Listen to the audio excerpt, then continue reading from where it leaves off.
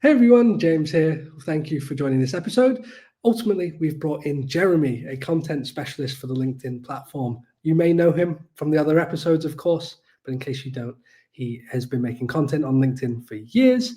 And let's jump straight in, Jeremy, into sort of what we feel are the pillars to helping people sort of achieve success on LinkedIn. So, Yeah. in this episode, we're calling it Content That Converts, how to create winning ideas for your business. Now, what Jeremy's going to do at the end of this episode is actually share with you the actual framework he uses to build the content for paying customers. And of course, you'll get to preview that and maybe even get that for free if he decides. Anyway, Yeah. so the three pillars that we like to focus on with LinkedIn is authority content, edutainment, which we'll share with you a bit more about, and conversion-based content. So Jeremy, I'll let you lead in with the authority content and how you Yeah. feel it helps establish credibility and expertise.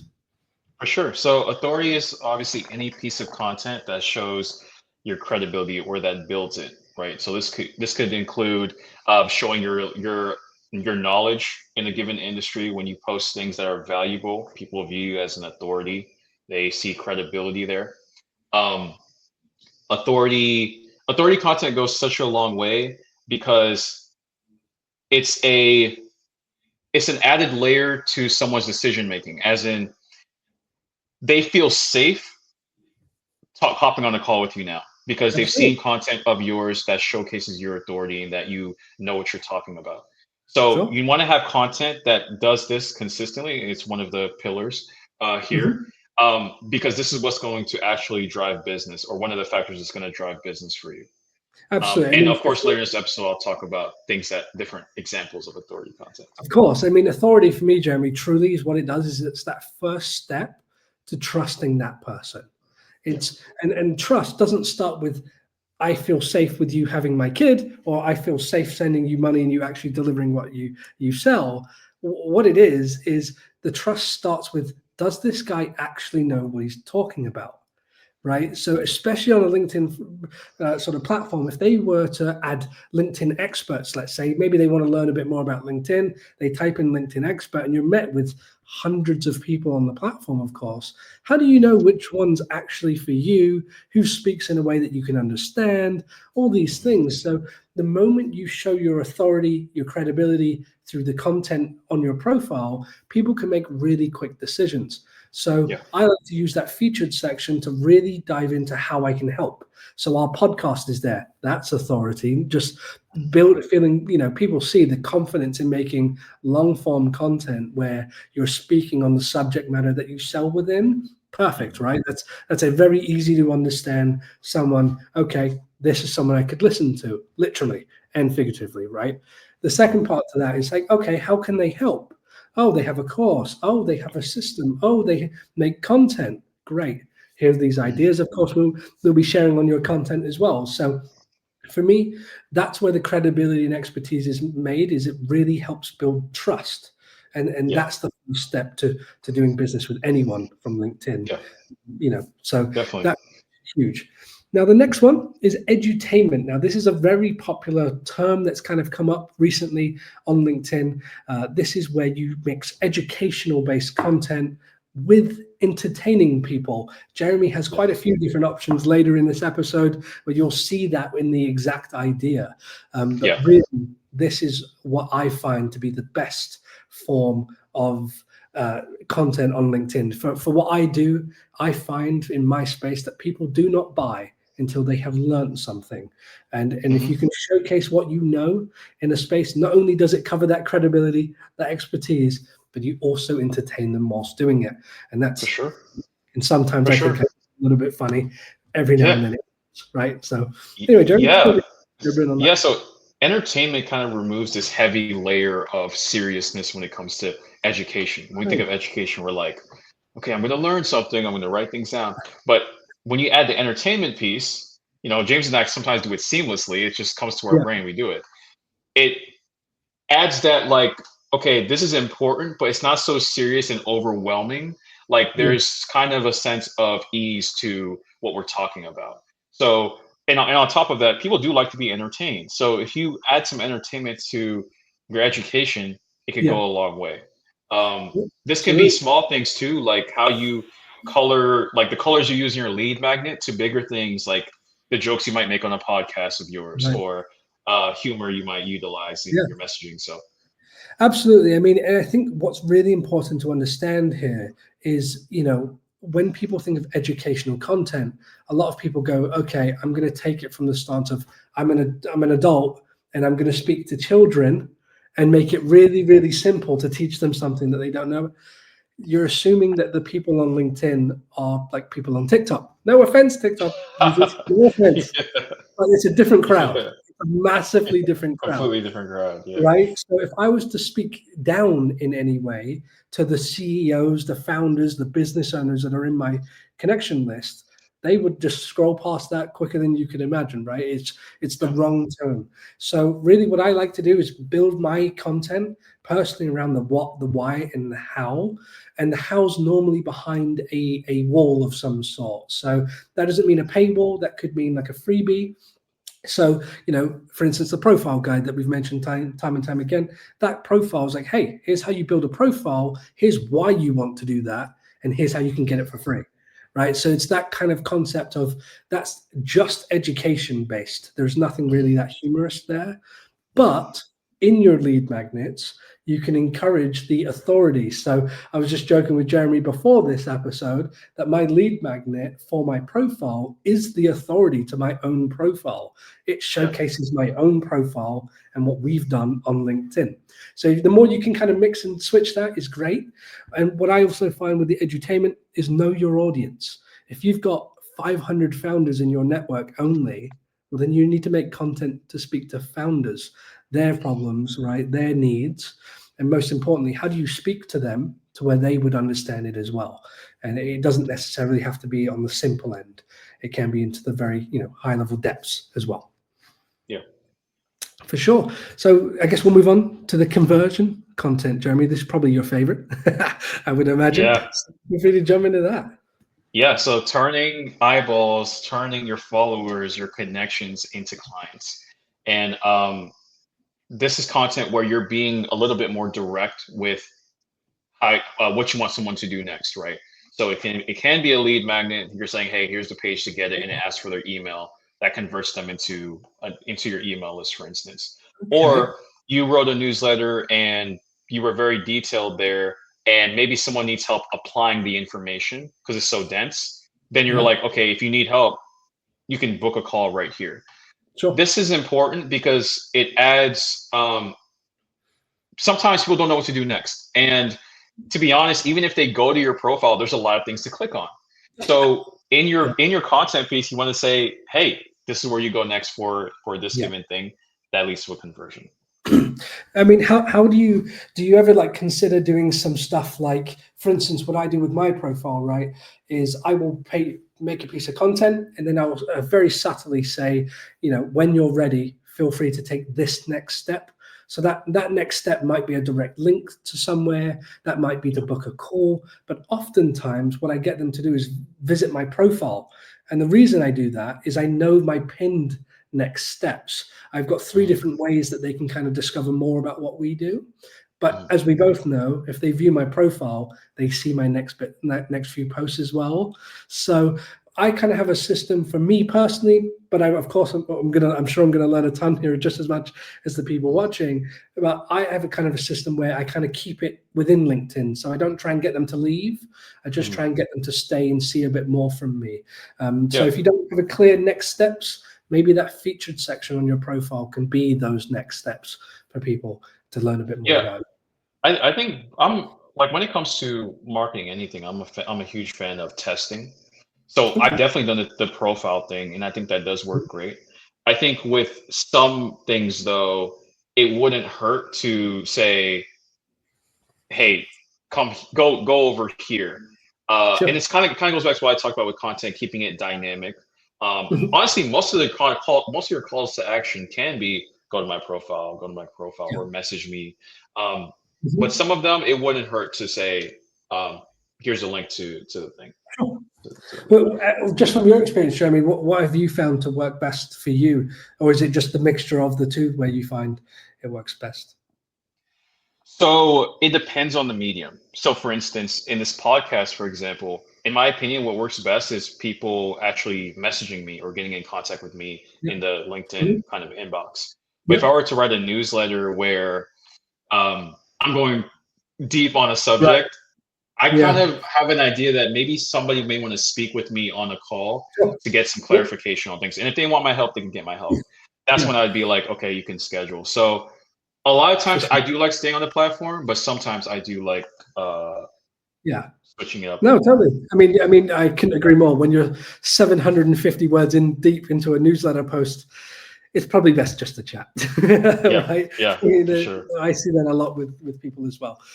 Okay, well, yeah, I mean, those are sort of the three pillars that we like to sort of, kind of leverage and start with. I mean, really, for every industry, it works a little bit different. And I also Mhm. think, depending on where that individual that might be looking to make content is starting from. So, for instance, if you've already got a very large following, perhaps you can only focus on the edutainment or just the conversion content. Maybe that's all you need. But if you're Mhm. looking to build like an authority, build your brand, get your name out there, I don't recommend doing it through selling. I do it through showcasing your ability to help. And that's Yeah, kind of the framework across the board, really, isn't it, for LinkedIn? Is just showcasing how you can help yeah. in that way they can kind of need your help and kind of reach out very subtly to do so. Mhm. Mhm. Excellent. Well, should we jump Cool. into your sort of actual ideas? I know there's plenty of them, and I'm sure we'll Yeah, bounce back there's a and lot. forth on Yeah, so them. these will be some winning ideas that you could utilize in your content to help convert. We're going to be specific and give actual examples. I'll actually give two examples from my profile of some of Okay, these ideas. So let me go ahead and share my screen so that people can have a look. All right. there we go. All right. So Fantastic. this is something you could use for effective idea creation. And this is important because if you don't have ideas that you can pull from consistently, it may lead to procrastination sometimes when it comes to posting consistently because you're like, I don't know what to post. I don't know if this will work. Here are literally things that work well that you can um, cycle through so your content stays fresh year round. So, firstly, is you sharing industry trends that you're noticing. Um, Okay, this is a great way to educate, and you could also be entertaining when it comes to industry trends too. Um, sure. Like kind of adding your own commentary to something happening. exactly, giving your opinions, which we'll talk about very soon on those given trends, can go a long way. LinkedIn loves opinions, Jeremy. Yes, yes, it can inspire engagement, and which For sure. allows your post to spread more. I mean, especially if people disagree with you, you could go back and forth a little bit, and Sure. it could really lead to some good engagement. I mean, just to Another touch one, on yeah, just to touch on that, Jeremy, with the industry trends. I mean, sometimes you don't have to be the creator of some really good piece of content. Just being mhm, the person that's like sharing with your audience something that's also happened is just as valuable as making it yourself. So that's one thing I've always been sort of. I fall into that trap when I make my own content. It's like I want to find that, I want to release that, but you really don't yeah, have to, and you can't exactly, be everything to everyone. That's for sure, right? So you can't very, see it all first. yeah, So very true. excellent. And next we have audience questions. So this is something James and I do. We'll have this podcast, and then we'll have people that send in questions, and we answer those questions. That fuels our podcast content, but also we can create shorts based off that question that's asked. So Okay. that's another thing.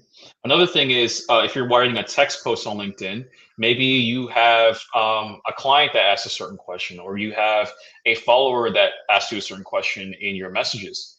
You can Mhm. talk about how you answer that question and share it to the audience. So that's another thing you can utilize. And then we have repurposing existing content.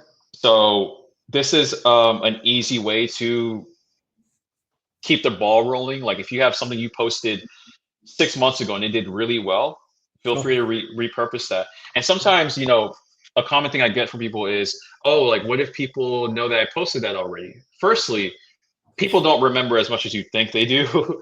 Secondly, there's new people that will discover that piece of content that didn't see it before. Yeah. So repurposing goes a long way. As long as you're not obviously repurposing something you posted last week, like that's a little bit more fresh. If Yeah. it's like a month ago, 2 months ago, 3 months ago, that's a little bit different.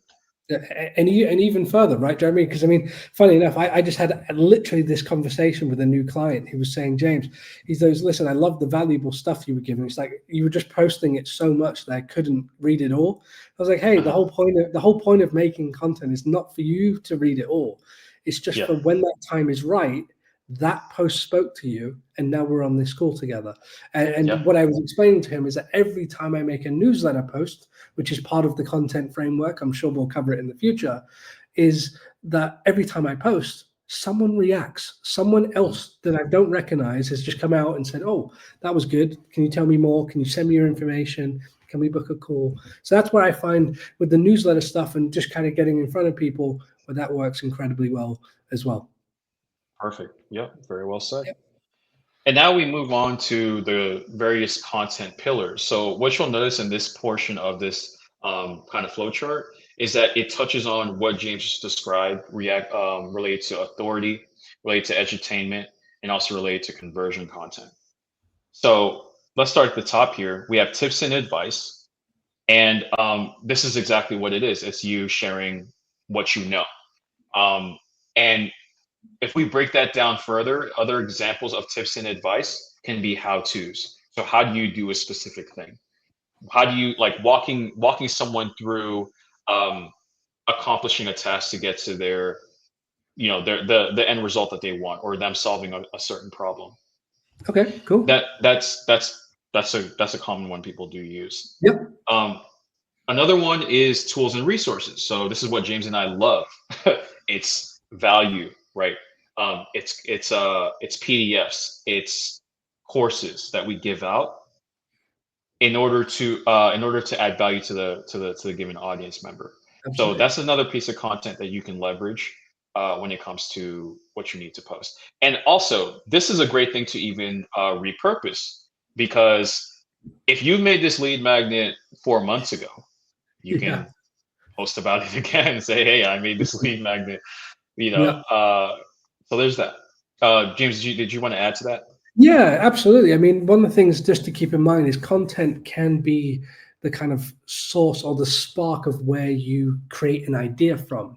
So Yeah. something we've shared throughout this is also that option for a value menu in a message. And where this can work really well is that you take your tools and resources that you're not sure, maybe you haven't posted them yet, maybe you don't want to put them in front of the public just yet, but maybe you take them and you actually offer them to people in the message. So you say, hey, pick a free option, hey, Jim, pick a free option. And it says, this free resource, this free resource. And you get an understanding of what's more popular. Equally, what I would add to this as well, Jeremy, is whenever you're looking to give away something for free, feel free to ask for something in return. Now, of course, everybody that takes up the PDF or the guide, of course, they hand over their email in some form. That just makes sense, and most people feel comfortable doing that. But I'd also ask them to comment on the post. So in order to get this freebie, comment a specific word. All right, we've all seen these, but just feel free, don't be afraid to sort of ask for something as well as give something back. Ultimately, you are doing something for free. And yeah, so that's all I would add to that for sure, Jeremy. Very well said. Yeah. And just very quickly to touch on something I don't want people to gloss across is I do tips. I do how-tos in my content, but I don't do advice. And advice, ironically, actually sparks a lot of conversation, even positively and negatively, on how you would handle a situation. So that I might look at doing myself. That's not something I've kind of taken the angle from, or that pillar of content. But yeah, I think that could definitely get a good response on LinkedIn when you sort of say how you feel about a subject. Yeah. Next, we have objection handling talking points. So these can be talking points that you hear often when it comes to people that are on the fence about starting a certain thing. For instance, let's say someone is on the fence of creating content consistently, like, I'm not good on camera. I don't have, ideas, or, like this, that, and the third. In your content, for example, me, I could talk about how to overcome all of these things. So the beauty of having objection handling talking points in your um, content is Yeah. that it builds that it does build authority, and it allows people to, when they do talk to you one on one, whenever that is, it could be a month Yeah. later, it could be a year later, Yeah. their whole mindset around what you do is different compared to if they still kept those objections, and then they don't know you that much and then they're objecting to everything, Yep. and things like that. So objection handling talking points. What are the arguments against what you do, and how do Exactly. you educate people so that they have a better mentality around that? That goes such a long Absolutely. way. Absolutely. I mean, one of my favorites that I produced last year, I'll actually be sharing in this, Jeremy. I won't be able to show them because I don't have them up, but obviously we just finished the end of the year. It's February to 2025. So at the end of the year, we did a recap on all the content we made and reviewed which ones resonated the best. Two of them, which will be very surprising, both are on your list. One is the repurpose, was a story that I told about my first job, which was actually cleaning a limousine and then ultimately managing it. I also got into social media that way through a customer, which was a very fun, really interesting story. But that was the post that resonated the most. And then the second one was actually a post that headlined. It said LinkedIn doesn't work, and then the second line was, "Well, let me tell you how it does." Right. And Ah, ironically, what I've just realized here in this call is that, yes, that was an objection style headline, but actually, I was just giving my advice on the second part of that post. So, mhm. yeah, very interesting, Jeremy. Love it. Keep going. Yeah, cool. And next is mistakes people make.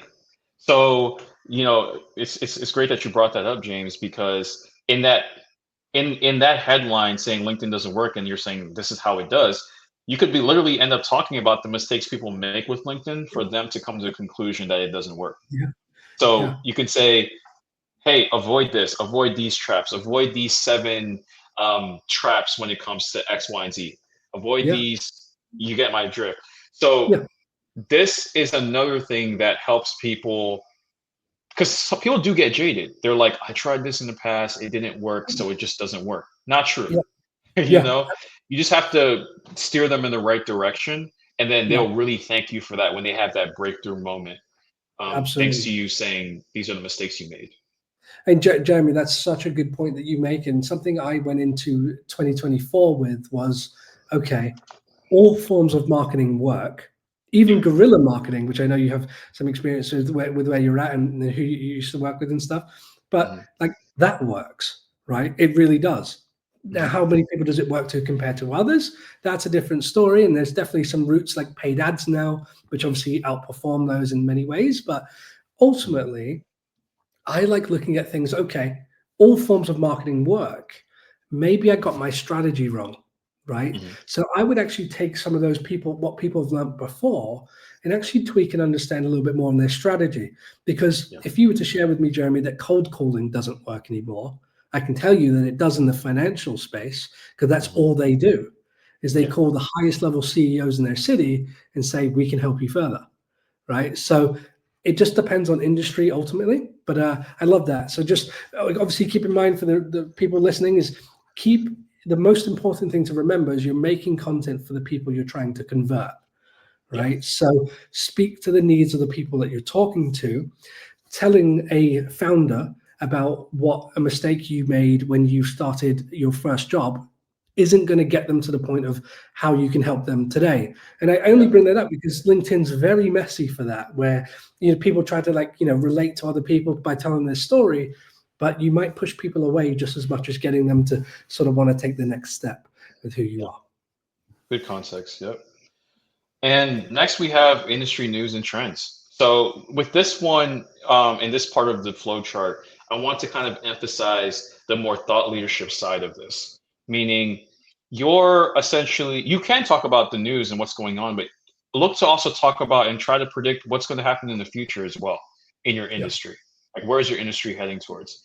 Like Mhm. James and I, we know that AI is a huge part of marketing. Yes. It's huge in marketing and in a lot of industries. Yeah. So if we're making content, we're like, well, this is the role AI is going to play in the future of marketing. You Yep. could adopt that for your industry, and it establishes authority. It Mhm. can be, edutainment. I mean, people Yeah. like the idea of hearing about the sci-fi robots taking over. It can kind of be like Yeah. that too. Absolutely. But it goes such a long way when you're like, based on my expertise and what I know, this is what's likely to happen in Sure. 2030 or 2040. Absolutely. I mean, if I was to do a post like that, Jeremy, something just a subtle twist I would make there is Mhm. instead of saying, there's two ways of looking at it. If you want to take a slightly more of a, hey, we're part of this industry, we've been around for 20 years, you don't want to be someone that's kind of out there, you could definitely take that approach of where you see AI going. What I would personally do, just because LinkedIn's very difficult to stand out with content, especially, and that's why the people hire people like you, Jeremy, for sure, right? Is quite literally is I would take that from the perspective of how I'm going to help AI Mhm. into LinkedIn and making sure that the quality is there, making sure that we keep it authentic. Of course, we don't just take a AI whatever and plug that in, right? Yeah. It's reviewed by a human. So there's lots of things there where I would just kind of frame it a little bit around how, as an industry leader, this is how I'm going to help AI in the LinkedIn space, and I'll play my Mhm. part, right? So just a That's subtle well said. twist there, just a subtle twist, but yeah, for sure. And I mean, that really is the edutainment, right? Is Yeah. you can educate people on what you think is going to happen. You can also share news that are happening, but be sure to put in your own sort of 2 cents, as they like to call it, just to make sure that you're playing your part as part of the community for sure. Yeah, definitely. Well said. And next we have case studies and success stories. And this is actually one of my favorite when it comes to, you know, selling without selling in your content is like talk about a real win that happened and walk them through that journey of how this client started, how it went when they started working with you, and then how it is now, where they ended up as a result of, you know, your help. That's what case studies can help with. Case studies, they can have numbers, they can have the specifics that people need to hear. And people that consume this type of content post of a case study, whether it's through a newsletter of yours or a text post, they can relate to your client's journey, like your client in the beginning. So your client in the beginning is probably similar to them right now.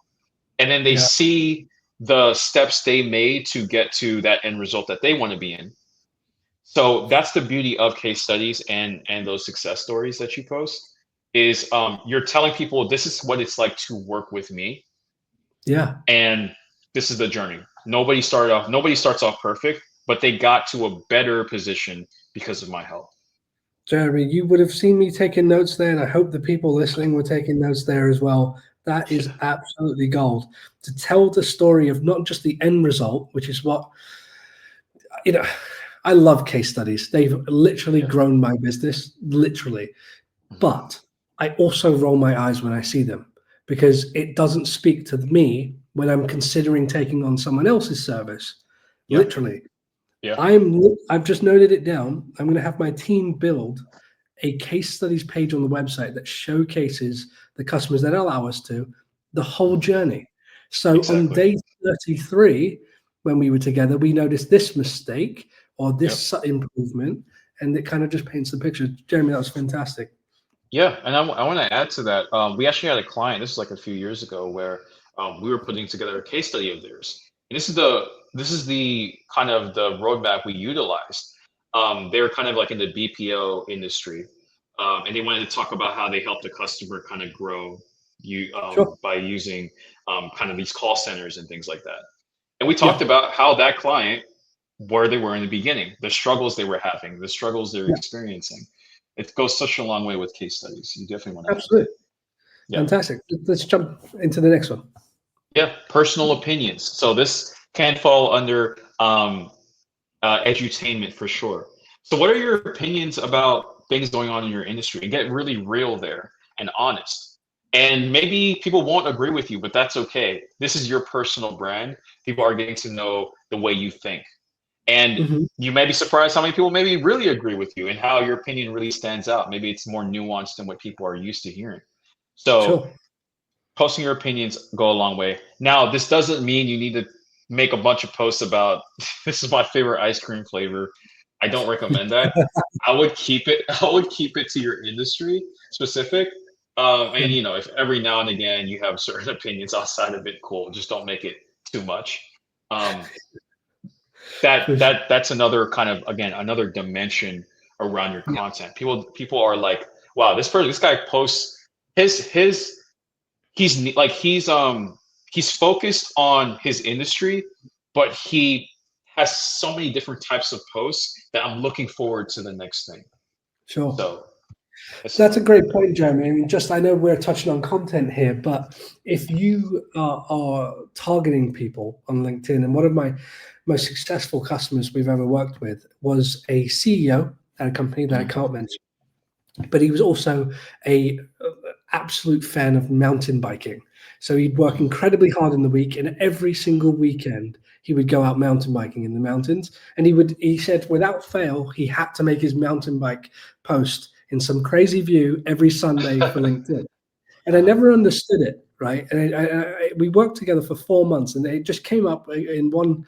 He was editing a photo whilst we were on a call. I'm like, is it that serious? Like, we're talking about some really big things here. And anyway, what he didn't tell me is that separately from what we were doing, they were actually targeting mountain bikers that were also CEOs in the target people that they were looking for. So every week, not only he would spend 5 days of the week telling them about how they could help the company, but one day a week he'd speak to them on a personal level, and it was so smart. Truly, I mean, that's genius. connect those two things together, and just it went completely over my head. I did not make the dots, and I was doing some targeting, but we weren't doing it for mountain bike riders, I can assure you. But it was really, really interesting to see. So so there's many cool and unique things to get the conversation started, and that's literally what they used was mountain biking to get the conversation going. That's a great example, James. Fantastic. Funny one, Very huh? well said. Yeah. Next, we have personal growth journey, and I know a lot of you coaches watching this have your ears Yeah. perked up. I hope you do, because Yeah. especially for coaches and consultants, this is huge. Talking about your journey, talking about where you started and where you are now. This is something I've done a lot in my other brand of self-development and psychology. I talk about, hey, I wasn't always like this in my understanding of myself and life, right? I used to be like this. I used to be like this. And this is my growth journey. Same with LinkedIn. I'm here in my business now, but I remember when this, I was struggling with this and I was struggling to get this. Similar to the case study example we talked about, you're talking about a starting point you were at, and that adds a lot of humanness to your messaging. You're not just this like successful person on LinkedIn that's like sharing their opinions all the time. No, you're a human that happens to do this given profession and you happen to be successful. However, it wasn't always like that. Sure. And even if you feel like you started off, successful from the get-go, there's still some trials and tribulations you probably went through to keep elevating. So talk about that. For As sure. well. I mean, something I would just touch on there, Jeremy, is just from a personal level, I'm not one of those people that likes to talk about me, like on my LinkedIn. You've probably noticed that, Yeah. right? I'd much rather make a post about the how to do something, the edutainment stuff, the authority stuff. And perhaps rightly or wrongly, that would definitely improve how people get to know me, right? But Yeah. the only reason I say that is if you're feeling a little bit reserved and you don't think this is like an option for you, when I do it, I wait for milestones within the company. And it made me just think of that. So it could be your company, it could be me personally. Birthdays are a fantastic one. I just turned da da da, right? And you can kind of lay into how you've been reflecting on your personal journey. But you can always wait for like a reason. A funny one that comes up straight away is just yesterday or the day before, Mark Zuckerberg from Facebook celebrated the 21st year of Facebook, and he was drinking for the first time publicly on social. He doesn't do that at all. And he decided to have a full celebration. And if you actually go find that piece of content, you'll see he speaks about his whole personal journey, all 21 years, not just what happened in the last. So if you feel in any way reserved about sharing your story, just wait for a milestone, and it's received so much better, I feel. But Exactly. again, you can always make those milestones. Yeah. Another point I want to make with all the things we talked about up and everything on this chart basically is that you don't have to, if you're the founder of your company and your brand, you don't have to be necessarily the person that makes the content. These can be ideas that you leverage to give to maybe whoever is the face of your business. So if you're the owner but the CEO is the face, cool, right? They Yeah. can create this personal brand. Or maybe you have a social media specialist that's the face of your brand, Mhm. and you kind of run it in the backgrounds. Perfect. Same thing. This is something you can pass over as something James and I kind of discussed Yeah. even before this episode. So I do want to throw that in there too. No, absolutely. I mean, something I would just jump onto that as well is just that, you know, well, put it this way, Jeremy, would you recommend that someone is the face in a company if it's possible that you do it through a person rather than a company page? How do you feel that kind of, well, we can share that again in just a moment. How do you feel it kind of pans out on LinkedIn, whether it should be more personal page, professional? Where do you kind of see that falling? I highly recommend the personal Okay. page. Again, it's a real. There's a lot of LinkedIn loves the human element. Yeah. So it's kind of as I was saying, if you for whatever reason don't want to be the one that creates that human element, Yeah. well, who can basically in your organization? Because even like the way posts reach when it comes to professional pages with logos compared to personal Yeah. pages is a lot different. Yeah. Um, so that's something you want to keep in mind. Like that Absolutely. personal page is going to get more eyeballs and attention because LinkedIn's like, hey, we want people to connect with people, and the Yeah. companies, hey, we want them to run ads. So let's not push too much of those organic posts for the companies. Um, so Oh. that's No, what I'd that's say funny. about that. That's really funny. Yeah, that speaks to exactly what LinkedIn are doing at the moment. But anyway, Yeah. and just a friendly touch. Those premium pages, waste of time. Anyway, carry on. Yeah, Yeah. cool. Next, we have questions and polls. So these are great ways to inspire engagement, to inspire conversations, and inspire people to like or comment so that your post gets pushed even further. And people love to share their opinions about things. So Yeah. I do love every now and again having certain questions you ask. Now, you also want to look at, okay, how many connections do I have as well? Like, do I have people that are willing to share their opinions? Like, if you just started kind of building up your connection base on LinkedIn, maybe this isn't the best route to start with. But if you're an authority, you've posted content and you want to switch it up a bit, turn the tables, ask them their opinions on things. What are their thoughts Oh, about, hey, the future of AI, for example, and then yeah. see what people say. Yeah.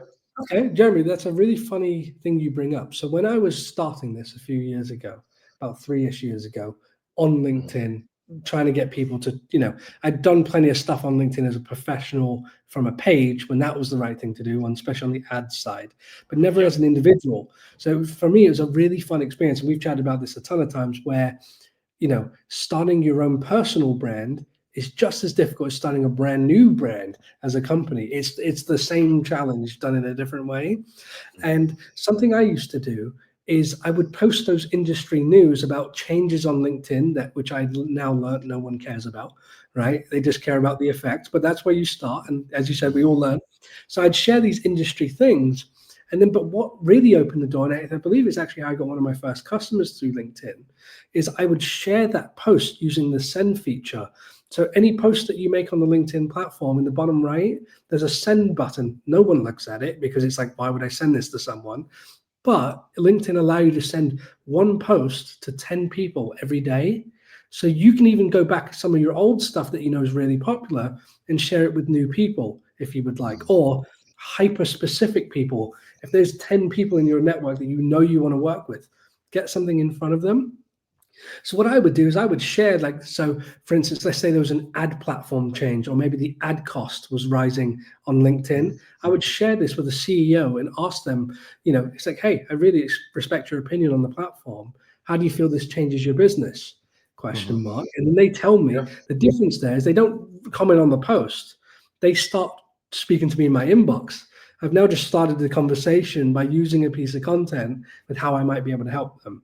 So really Yeah. creative stuff there, but you reminded me of that tactic from back in the day. Yeah. Awesome. And then behind And the then scenes. but yep, the final one, behind the scenes. So this one, the first example that popped in my mind of behind the scenes is somebody that's creating a course, and Mhm. they're basically getting those they're trying to build up their list for people that want to buy the course. So there's kind of Yeah. like this countdown, like of, hey, uh 2 months left, 1 month left, 2 weeks left until the course comes out. And the behind the scenes post is I'm working on this course that's going to come out soon. So Right. instead of consistently posting, hey, my course is coming soon, my course is coming soon, my course is coming soon, very generically, um, Yeah. you have this like, maybe a picture of your computer and things like that, showing the behind the scenes. Or an example of Yeah. this podcast, it's James and I talking about how we're about to go live very soon. I'm sure that's a popular Mm. one that some of you have heard about. It shows Mm. that like, hey, this is an operation going on. There's a lot of effort being put into all of this, and it's like another dimension to your content. You could say it's kind of showing the human side too, Yeah. as well. So that's behind the Absolutely. scenes. Fantastic, Jeremy. I mean, something I'll share with you as well, and I think we had a chat about this way back in the day, but when I first used LinkedIn webinars as a piece of content, which I still think, by the way, webinars are content, just done slightly differently. You tell more people before they get the value, right? It's the same thing. But what I did, I made a mistake on one of our webinars on LinkedIn, which is quite rare, and I never make this mistake again. But I accidentally set the time for 1 in the morning rather than 1 p.m. in the afternoon. And basically, this was at the time when LinkedIn didn't let you change the date or the time as well. So I was committed. So I said to myself, okay, I'm up until 1 in the morning. Let's get a coffee and let's make this the most valuable thing I could possibly do for the people listening. For the 12 people that attended, which was hilarious at the time, there was hundreds of people added. 12 people attended at 1 in the morning, real heroes, Mm, real true supporters. 3 of them became customers wow. from that, because what I was able to do is on that webinar is instead of having an audience where you speak outwardly, I was able to speak to the people that I could literally see who was in the call. So it was like Yeah. I'm able to speak to these people and showcase to them how I could help. It was like Mm, doing 12 sales calls at the same time. It was really fun. What yeah. I decided to do, Jeremy, is right after that call, it's about 2 in the morning. I look crazy. I take a photo of the laptop in the background and I share the story about the experience of doing a webinar at 1 in the morning. I woke up and got 2 more customers from people that watched the replay. And that Awesome. for me was like, oh, I need to lower the curtain and share what's happening behind the scenes. Yeah. And that for me was a huge pivot point. I remember sharing that with you a long time ago about how that webinar was at 1 in the morning and how it panned out. But yeah, I have to say the behind the scenes stuff is really where it's at for me personally. Yeah. Very well said. Very well said. Yeah, Fantastic. so I have two more things to share with you, and these Sure. are real life examples of these, some of these methods that we talked about today uh, in, Excellent. in my profile. So I'll go ahead and share my screen really quick of these two post examples. So this first one right here is when I posted about 6 months ago, and this is when I was invited to speak at a boot camp for certain students by AHC, which was awesome. And this was a way for me to, you could say, definitely showcase my personal growth journey. But people on my link that are connected to me on LinkedIn see this, and they see more of a human side of me through content, not just Jeremy talking about marketing, this, that, and the third. Jeremy sharing his journey with people that may be inspired to be entrepreneurs at some point. Yeah. So it's a different type of content that people are getting. Um, Mhm. and I've even had people kind of reach out and say, "Oh, that was awesome, good stuff Yeah. there." So that's like an example there. Absolutely. I mean, Jeremy immediately establishes you as an authority, right? You have an Yeah, image. It appears that you're speaking on stage, teaching yeah, people something. It doesn't matter yep, what. Clarity, which is what we shared previously, will get you there. That image will start with, oh, okay, he's an educator of some sort or a public exactly. speaker of some sort. Yeah, In what field? That's your in. That's a yeah, really good post. We like that stuff. for sure. And then another one. This is a little bit more recent. This is a short from one of our podcasts, and it showcases our authority. This is a more how-to type of deal here. So, how to get clients from LinkedIn was the podcast episode, and in this specific portion of that episode, we talked about how to create desire in your potential customers. So, Yeah. in this, we start talking about what inspires desire, right? We talked about things like lead magnets. We talked about all those things like scarcity and urgency. We talked about that. Um, and that is a thing that shows my authority. So Absolutely. yeah. Fantastic, Jeremy. So, I mean, just to kind of recap all of those sort of pillars, you've got authority, you've got edutainment, you've got conversion content. If you're in someone that's brand new to making content, Jeremy, what would you recommend they start with? Is this something that happens all three at the same time? Is this something maybe you go really heavy to build a brand on, and then you look Mhm. to do some more conversion stuff? Share with me kind of where you would be, what you sort of advise someone that's brand new.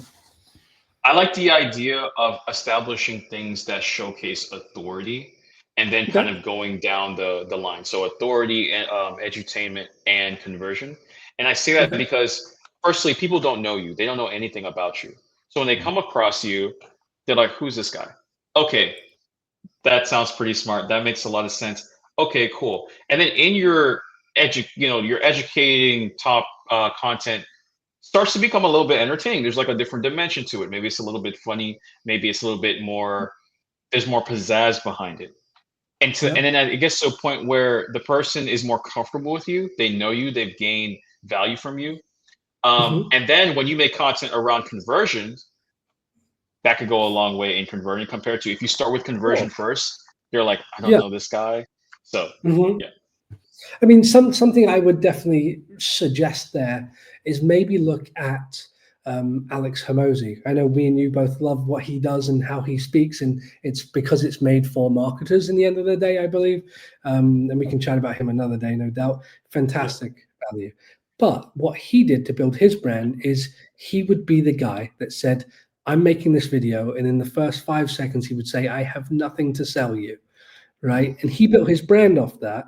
And then when he made his second book, he took a pivot and he said, I'm going to have to apologize to everyone. I Yeah. do have something to sell you. So And it you. was a huge, you could tell it was a genuine, huge moment and shift with what they had been doing. But all of us marketers knew it was just a campaign, let's say, right, Yeah. to grow a following. But it's great to see that approach where if you're just always of value, but if you, I really find the value stuff to be, it depends on what industry you're in, but if you give too much, you're not really valued, Mhm. right? So that's where like consultancy as like a service is fantastic because you pay them and they Yeah. provide you their value. The problem is on LinkedIn, that value that you have that you can provide someone is hidden. They have no idea. Someone completely cold has no idea of the value you can teach them. So it really is a balance, I find. And what I Absolutely. see is a lot of the new people give too much for free, Yeah. personally. So you need to find ways of hooking people in to tell them more and then keep telling them more down the road. It's that goes back to that consistency element that we've spoken about throughout all of these episodes, where you got to get these good hooks to get people and then just tell them more and more about how you can help. Yep. For sure. Fantastic. Okay, Jeremy, one more question then. If I was a founder of a large company that was very popular on LinkedIn for their brand, but now we know that there's no reach there, there's not really too much engagement there for a company page, there are ways of fixing it. What would you then suggest for someone that's well known by their brand, but isn't very known personally at all? Where would you say Yeah. they should start? They should start. So they're actually starting from an elevated place because they're at least connected with that brand. Yeah. So that brand can help you because hey, the brand has authority. So if you're like if your headline says CEO of enter brand Yeah. name, okay, you're already starting with some authority there. Okay. But from there, if you want to establish yourself a bit more, maybe you lean into that edutainment where Hmm. you're sharing value, but you're also kind of in it in an entertaining way, basically. Yeah. And then I would suggest this person adopts kind of what I talked about in that flow chart, those various kind of different posts to help Yeah. build their personal brand, share their story as a founder, um, Sure. talk about all sorts of things, and then give it time. And as you're posting consistently, you're going to build up pretty nicely, especially if you're already connected to um, that that business per se. Yeah. Another Absolutely. thing, last thing I want to say is that you kind of want to view it as a separate entity. Yes, it's connected, but you Hmm. are your name basically in this. So that's what makes these personal brands very genuine and very different from a company brand. Absolutely. I mean, ultimately, if you, especially, what I've seen in the past with, if you have a certain way or a certain viewpoint and your partner doesn't agree, let's say, well, you Yeah. get that opportunity to share that on your own stuff. And of course, it can definitely help. Yep. I'm a big believer in any engagement. It's good engagement, no matter if it's positive or negative. And that's just the way LinkedIn works. Yeah. Anyway, Jeremy, fantastic episode. Thank you so much for sharing that. I have taken literally, I'm going to share it, a page worth of notes from this episode, and I hope everyone else has as well. It's been fantastic to hear how you've built these different ideas, these systems, and of course, Jeremy, I know you do this for companies, so if you're a bit overwhelmed by what's possible, reach out to Jeremy. He'll help you out. There you go. Excellent. Sounds good. Jeremy, Yeah. see you in the next one. Take care, James. Have a good one. See you next.